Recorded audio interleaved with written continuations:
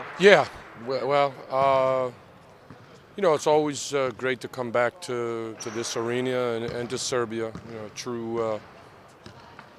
A true basketball environment, and always great games with great support of the home crowd, and I think great appreciation of the game itself.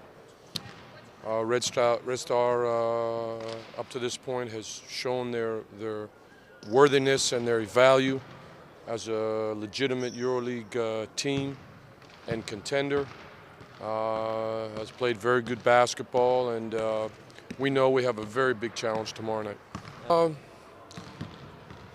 New things, I don't know. I think both teams have played their first 6 games in a pretty consistent fashion. And I think both teams know what they want to do and what their strengths are and weaknesses are. Playing home and playing away, of course, is different. Has a different dynamic to it.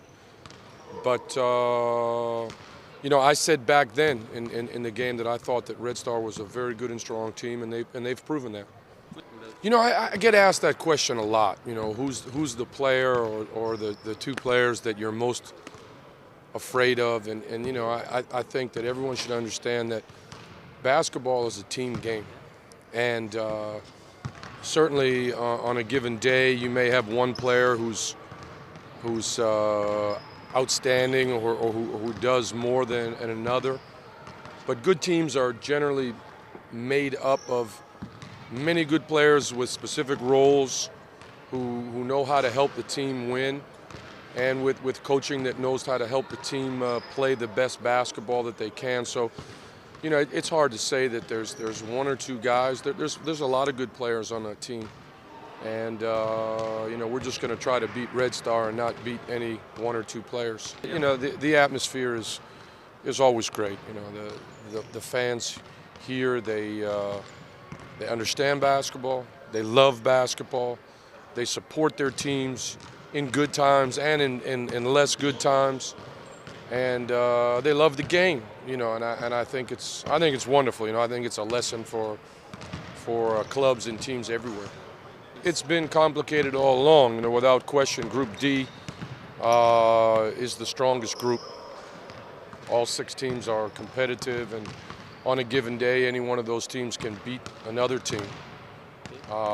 That was fairly clear in the beginning, and now is much more clear. So, if I'm not mistaken, every team in this group has lost a home game, at least one, if not more.